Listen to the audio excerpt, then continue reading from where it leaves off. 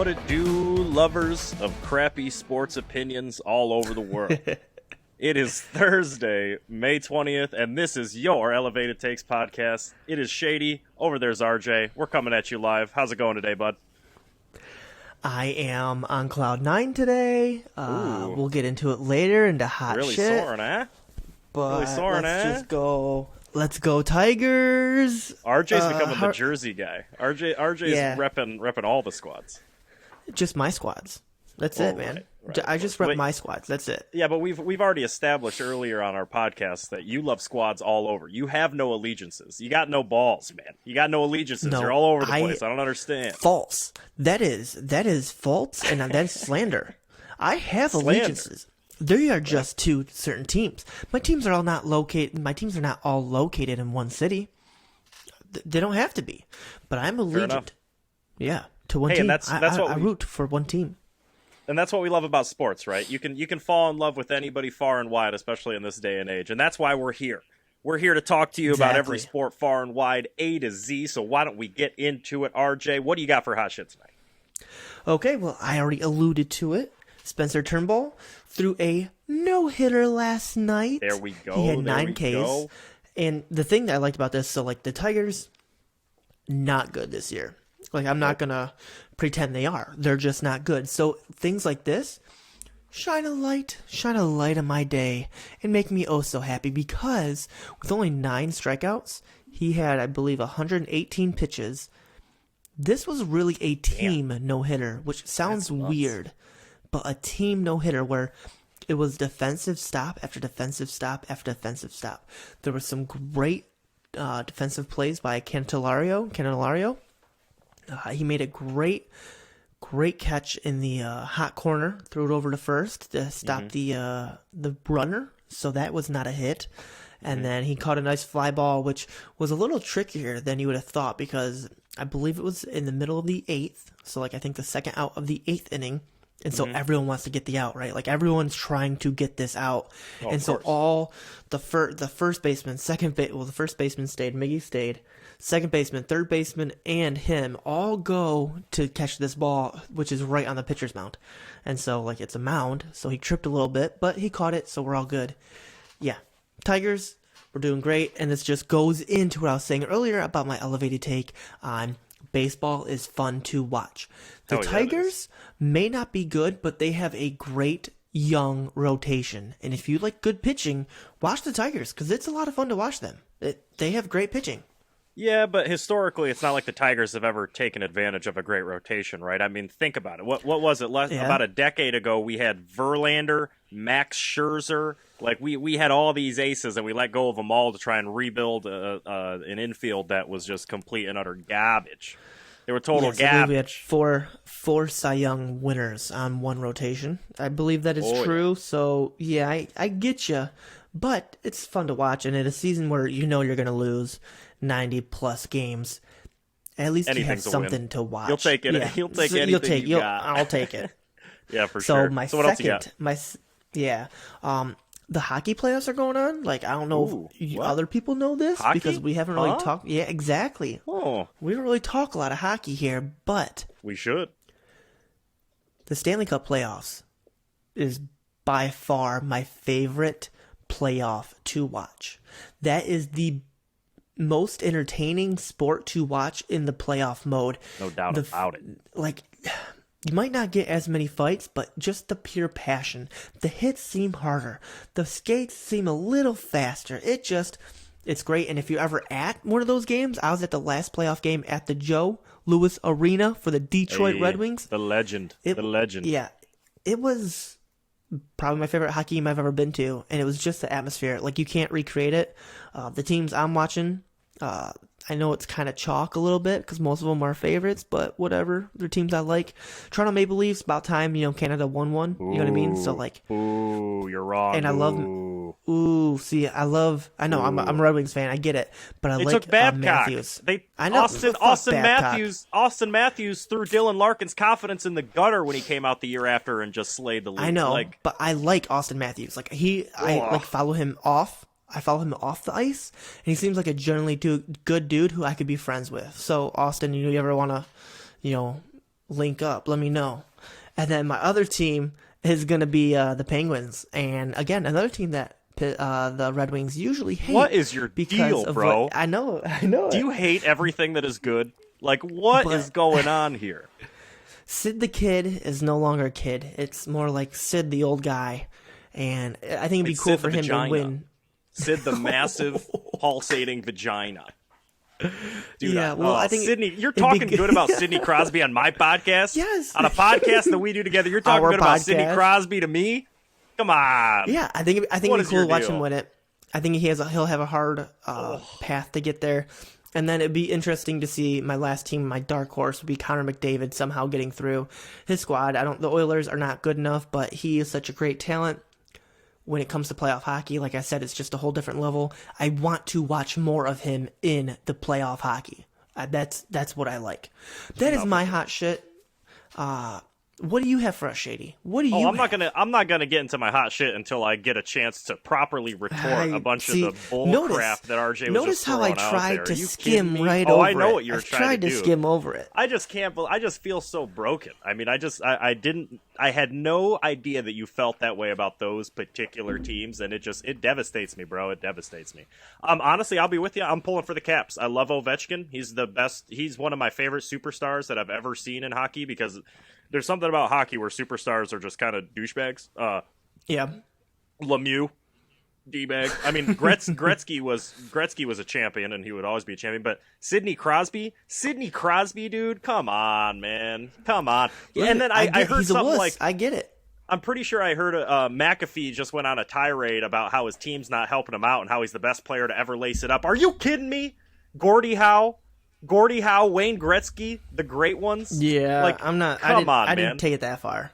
Your boy was McDavid had just scored like what was it, like 103, 106 total points this year, and I don't think Crosby even broke 80. Like I think he was somewhere in like the 60 range or something like that for the regular season. Mm-hmm.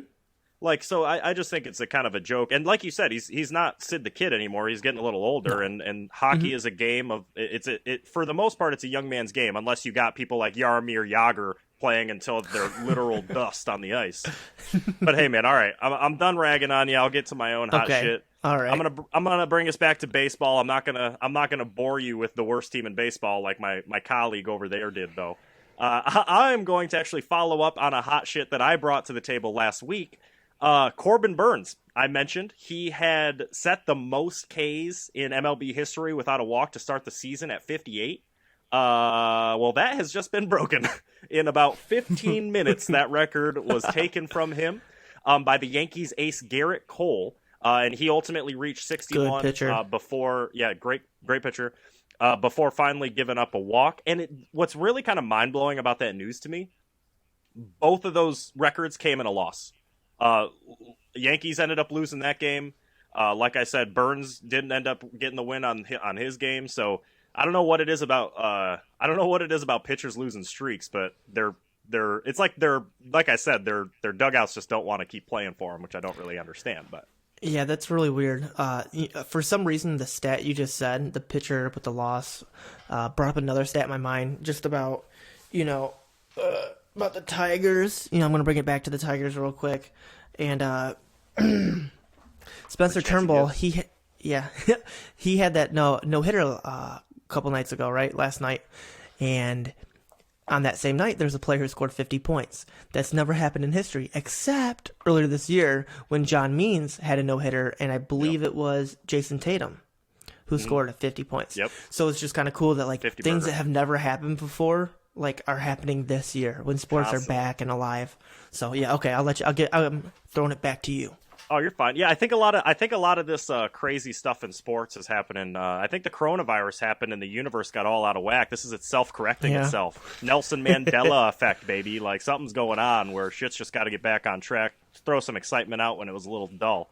So, hey, good news. Also, throwing it out there, we haven't mentioned on the podcast yet. If you haven't noticed, this is coming out on a Thursday instead of a Wednesday. Yes. There have been some cataclysmic weather down in RJ's neck of the woods, so it was a little hard to get something out there. So, sorry about the delay, folks and fans. I know you're really on our ass about keeping the schedule, so we got to make sure that we keep it up. But to finish up hot shit, my other my other information for the night is Monty Williams, NBA head coach of the Phoenix Suns, who is looking like a steal more and more. I believe he was actually in contention for the Lakers job. At least they wanted him. I don't know if he ever even considered the job before they hired Frank Vogel.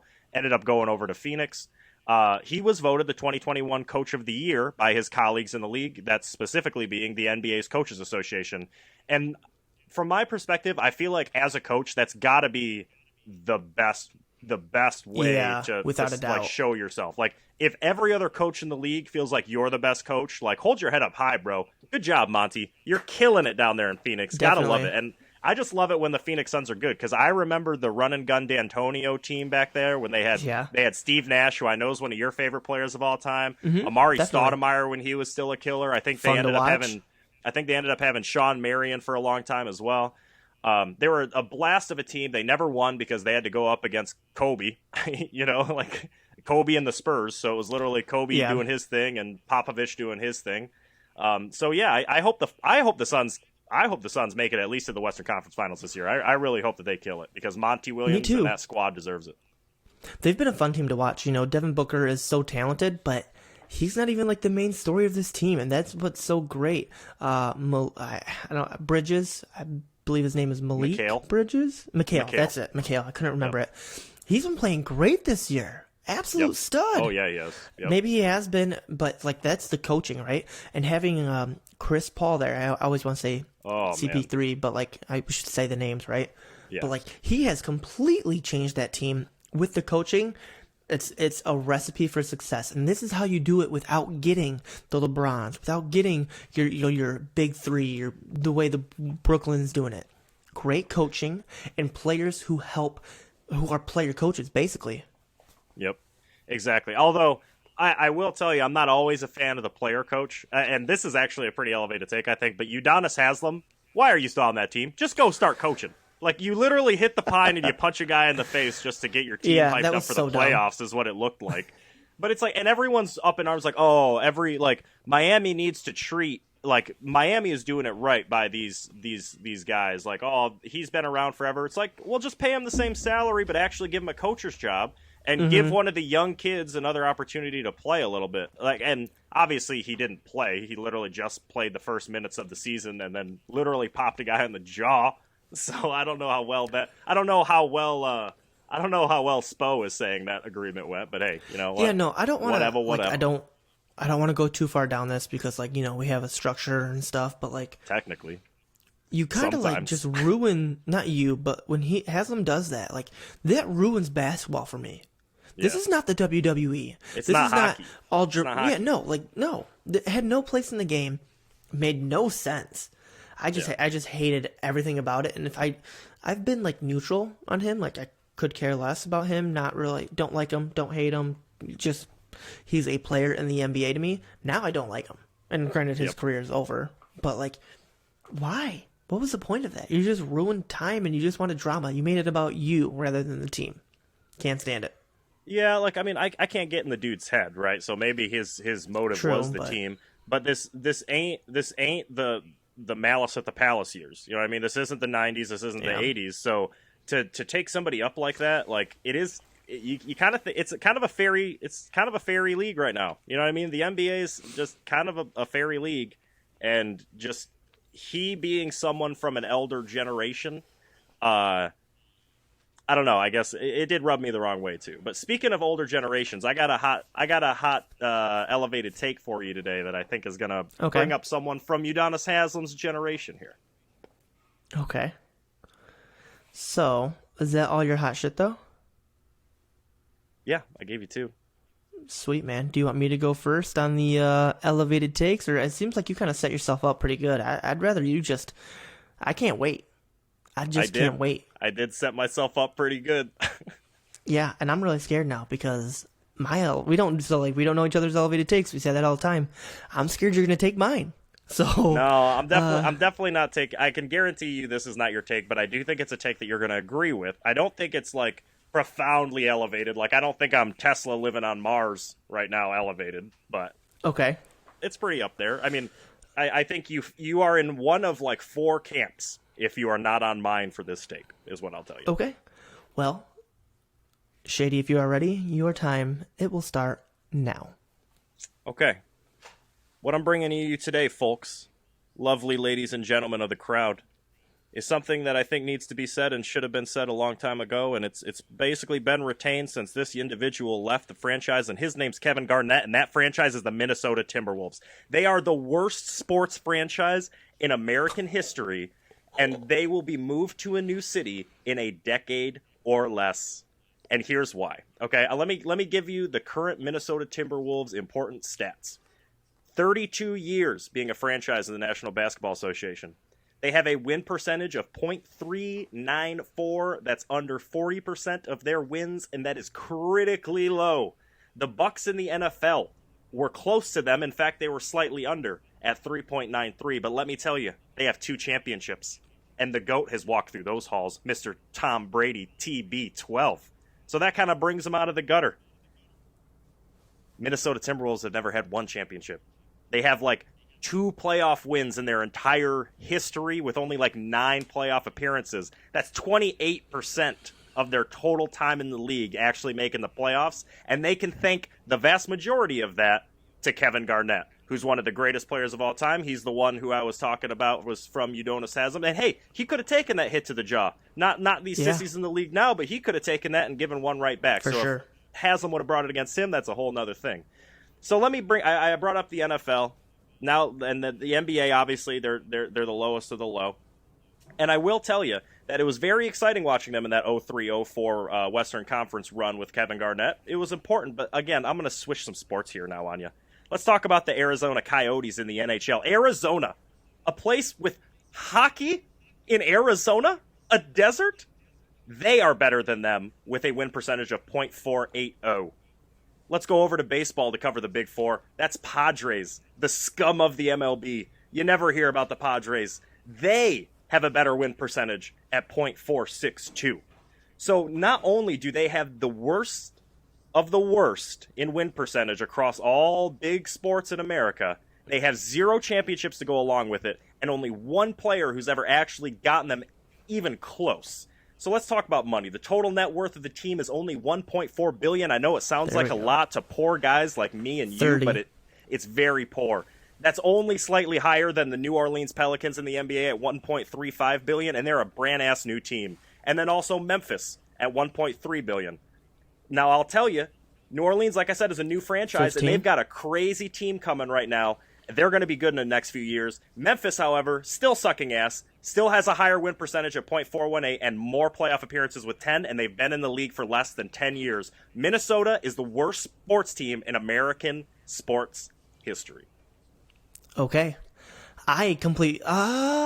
Sports history, I'm having a little hard time. You made a great case to the point where I can't bring up another team. I want to say the Lions, the Lions just suck, but if you're saying statistically they're not as bad as it felt my childhood, then I'll trust. I'm gonna take that one. I'm gonna take an L on that.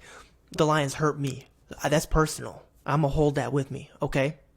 Yeah, but Barry Sanders literally being the GOAT brought them out of the gutter when they needed to. True. And not to mention, they also won a football championship. I believe it was the year or the second year right before correct. The Super Bowl was a thing. 58, so they were still in the same I believe, decent or league. whatever. Yeah, it was right. It was right in that time period within 5 years. So they were winning championships. So, but continue. So, okay, the one thing that I thought was really interesting and you ended up bringing up at the end and probably had to gloss over it, is they're about to get bought. So, when you started and said, hey, they're going to move within 10 years, completely agree. They're about to get a new owner. Do you know who it? I mean, I'm sure you looked it up now. Do you know who it is who's about to buy this team? Was it A-Rod? Was it Alex A-Rod. Rodriguez's representatives? It was. Yeah. Correct. Yeah, I thought now, so. Oh, great, a Yankee. Get a Yankee to buy the worst team. Oh, great. So, and not even Jeter, not even the good one. Not even the good Yankee. So here's what's funny about that too is for a while it took negotiation, the 30-day whatever negotiation period they had. when they entered it, they had a higher evaluation than what they came out with. So, like, A-Rod was able to negotiate the team down. Like, you're a sports team. Like, you should be easily a billion, like, $1 billion, like, without a doubt. Like, easily. A-Rod was just to be able to, he's like, yeah, actually, the only thing you have going for you is you have a sports team. Like, that is it. Like, you are not valuable at all. And you got dope jerseys sometimes. That's about it. Yeah. Sometimes you look like a Live Strong campaign. I could see it. Man, the Sacramento Kings? Yeah, the Kings suck, but they've had so many good players, like Chris Webber, Mike Bibby. Like, I just feel like when I look back at the Kings, and they have a higher win percentage, and they have a higher franchise win percentage. So, like, I don't know, Peja Stojakovic. Like, look back at the money people that the Kings have had, and the Timberwolves didn't really luck into anybody until recently with getting Russell on discount because he busted everywhere else he went. And then they obviously have Karl Anthony Towns, but every other talented player who's ever walked through that locker room walked their ass right back out to a real team. Jimmy Butler. Yeah. They straight up gave away Zach LaVine for pennies in a washing machine. It's Monix from the Flint Tropics over here. Like, it's insane. And then didn't they have Kevin Love? Isn't that where Kevin Love came out of? Oh yeah, yep. And that was back when Kevin Love was putting up like 30 and 30. Double. Back when he was a monster. Amazing. Yep. And then to this day, I think Kevin Love's the best inbounder I've ever seen. In his prime, when he was still Tubby Love, when he wasn't skinny metrosexual Kevin Love, best inbounder of the basketball I've ever seen in my life. Good to know. Having never paid attention to that point of his game. Timberwolves suck. Yeah, I can. They do. I can get behind that. I don't. Yeah, I don't. I can't disagree with you on that. I tried to, but I just can't. Well, good. I'm glad. And like I said, I think the Bucks probably were until the GOAT went over there, and that's why you can't hate him for it. That's why you can't hate it for him. But all right, bro. I think it's about time you try to elevate me. Do you have something a little less popular than what I would say? Because I do figure a lot of people are going to agree with me on the Minnesota take. What do you think? Yeah, less. I mean, I don't know. I think people will disagree with you, but it's all going to be personal scorn. Like, no, my team sucked because they hurt me. But when you take that out of it, it's a pretty good take. All right, bro. Well, I think it's time you give me one of your good or probably shitty takes. What do you think? We'll see. I think it's a great take. I'm just worried about time. All right. Well, then, you better get started right now.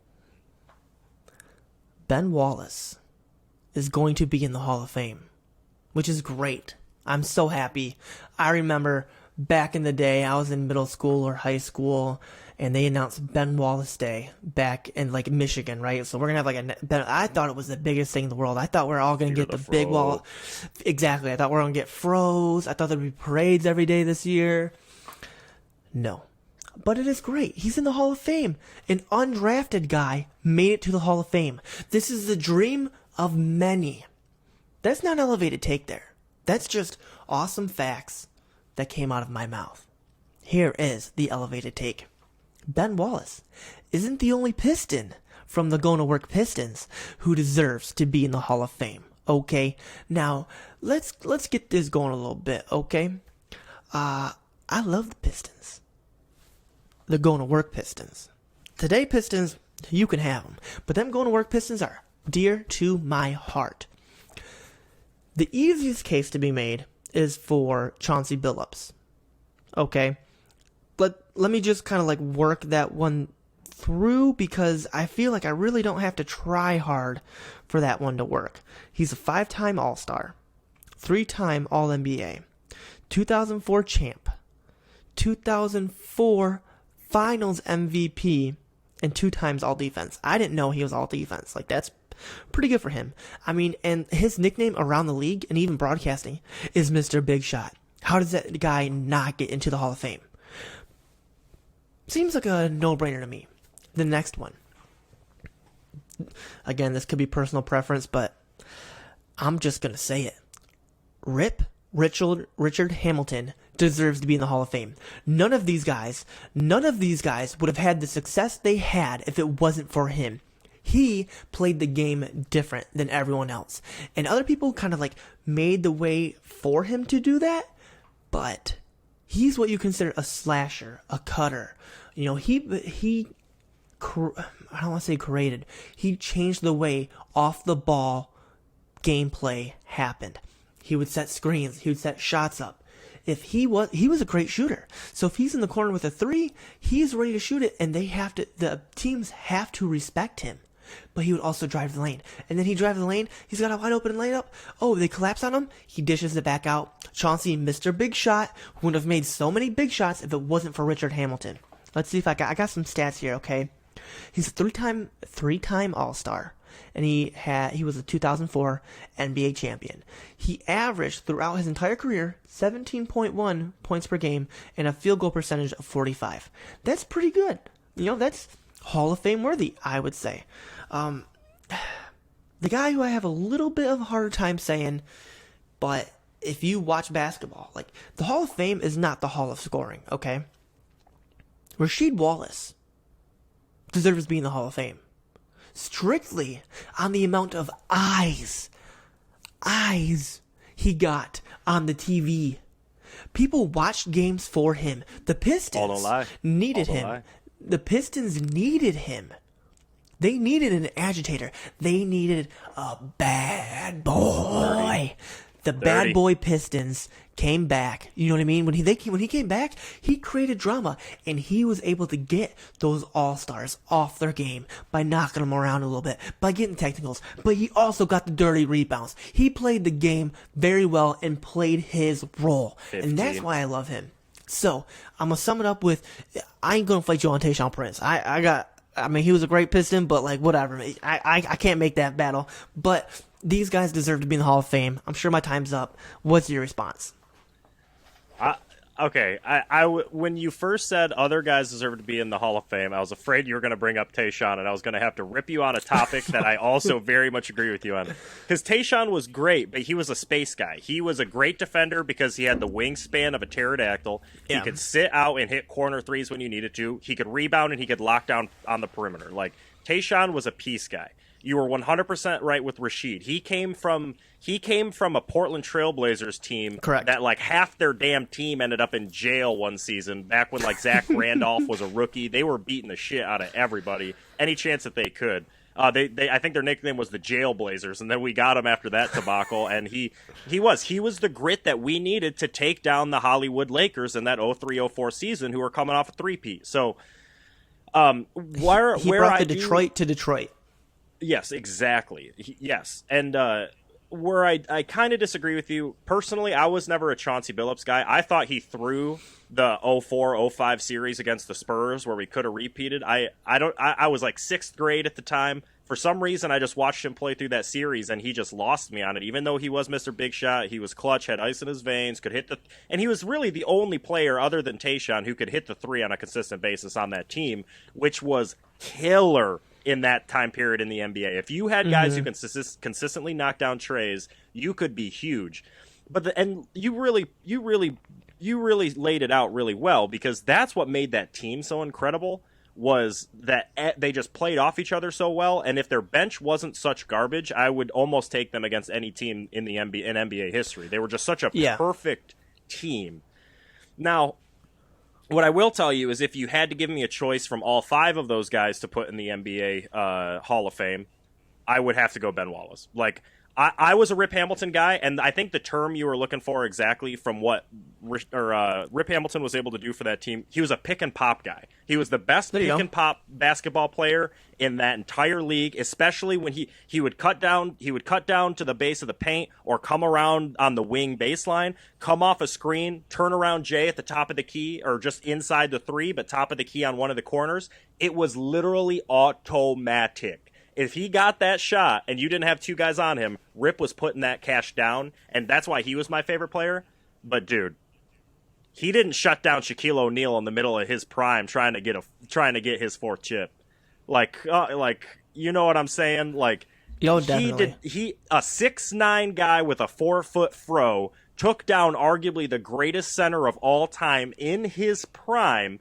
Also, while he's getting fed by Kobe, I want to say Derek Fisher was on that team. He might have come on later, but I'm pretty sure he was on that squad. Robert Horry, who has more championships. He's damn near Bill Russell of the modern age, although obviously not near as good or as influential as Bill Russell is. But he's got them rings. He got I think he's got 7. I want to say Horry ended up with 7 at the end of his career.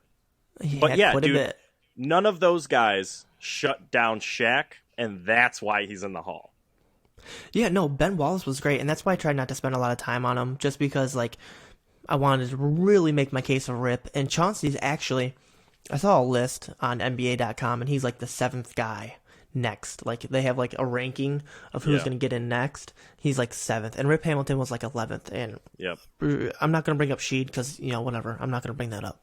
He was pretty far down there. But he's also like to the Terrell Owens of the NBA. Like, he'll get screwed until he's not, right?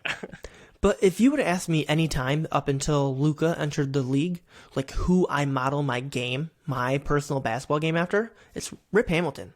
Yep. Like, in my eyes, he is the ideal basketball player. He is who I would want to be as a basketball player. Drive to the lane, have a nice layup package, can shoot the three when need to be, but doesn't have to just, like, I don't survive. I don't get my paycheck off the three. And also just a team player. Setting picks. Passing the ball. Rip was a great passer. Absolutely. So I really think Chauncey and Rip will get in there. Sheed, I doubt it, but like that's why I want to make the case for Sheed, because you don't really, if you weren't alive during that time, you don't understand how much he meant to that team and to the game. And to the game. No, for years and years after that '04 Pistons team won the championship, kids would stand, and if they got a foul that they didn't think they'd get, ball don't lie. That was Rasheed Wallace, baby. He started that entire thing. And we were just talking about how big the three was in the early to mid 2000s. Sheed could hit the three. He had one of the best turnaround J's in the game because he was so long. Nobody in the league could block it other than Ben Wallace, and he was on his squad. So I don't get me wrong, I loved Sheed. In fact, he other than Rip, he was my favorite player on that team. But as just a basketball fan and lover, what Wallace was able, there's so many Wallaces. What Big Ben was able to do to Shaq, to me, is why he made it in ahead of those guys. But hey, I'm with you. I think that was a great take. I love to hear it. Anything about that era of Pistons is fantastic. Shout out Larry Brown. Couldn't make SMU work, but you sure did for the Pistons. So thank you very much. Yeah, okay. So that was my take. Be sure to go on the website at elevatedtakes.com and vote for it. Check out our articles and hit us up. Submit your own article. Be really cool to read it. Yeah. Are you ready? Y'all, you gotta vote. You gotta go on the website and vote, because how am I supposed to convince RJ that my opinions are always better than his, which we all know they are, if you don't go and show us? So please go www.elevatedtakes.com and click that Shady's take that you agree with. Click that submit button so I can prove to him that. But you wanted to move on, Mr. RJ? What we got coming? Yeah. What's the segment for today? This is a segment that we're going to be calling, Are You Kidding Me? Are you kidding me? Are you kidding me? Are you kidding me? All right. What does that entail? What is Are You Kidding Me, RJ? Are you kidding me? So listen here, fellas. I live in Texas, okay? And I'm just sitting at my desk. I'm talking to people. We talking about baseball and stuff. And they're like, yeah, we go down the Rangers game and get our peanuts and Dr. Pepper. And, then we just, I'm like, hold on, wait, what you talking about? What? Peanuts not, okay, what's that got to do anything with the story? Well, you take the Dr. Pepper, you open it up a little bit, take a couple swigs out of it, Then you put a couple peanuts in your Dr. I'm like, what? You said what? Are you kidding me? What are you saying? Are you kidding me? They put peanuts in the Dr. Pepper? These people down here. Yes! And they're like, oh, it's great. You should try it. Oh my God, it's great. You could even try it in Coke. Hell no! That's crazy. Are you kidding me? That's crazy, Texas. What are you doing? Are you kidding me? What is this? That's crazy. It's got to be the salt, right? It's got to be the salt. Got to be the salt. Like the salt. I'd rather put brisket in my Dr. Pepper than a freaking peanut. Are you kidding me? Now. I'll put Texas brisket in damn near anything. I'll put Texas brisket in chocolate. I'll put Texas brisket in my popcorn. That shit's just poutine. You ever have brisket poutine? It'll change your life. Not. You gotta get my life's ready to be changed. Get down to Deep Ellum. Have you some brisket poutine? It'll, like I said, change your life. But are you kidding me? Peanuts in the Dr. Pepper? That's out of this world, man. It doesn't make any sense. No, it doesn't. But I I'm live in gonna Texas. Try it. Well, I mean, you got to at this point, right? At this point, we got to try it. How can this even be a take if you don't try it? What I will say is, what I just said about brisket, because I lived in Dallas for a little bit. They do drink Dr. Pepper like it's the holy water. Oh my god! Like it's nothing to them. It's orange juice in the morning. It's coffee before 10 a.m. It's everything to them down there. You go to Whataburger, you don't get a Dr. Pepper. You get shorted on fries. I'll tell you that right now. They ain't giving you all those fries. If you don't know what Whataburger is, let me just say this: it's like one of the only places in the United States, probably besides 7-Eleven, where you can get a Dr. Pepper slushy. Okay, like that's how Texas it is.